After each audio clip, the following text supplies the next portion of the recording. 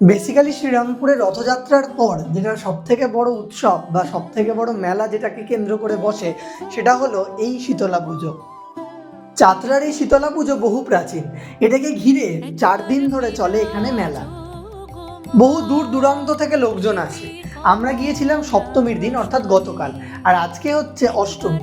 আজকের দিনে ওখানে পা রাখা যায় না। কালকে গিয়েও ভিড়টা কিছু কম ছিল না, যথেষ্ট ভিড় ছিল।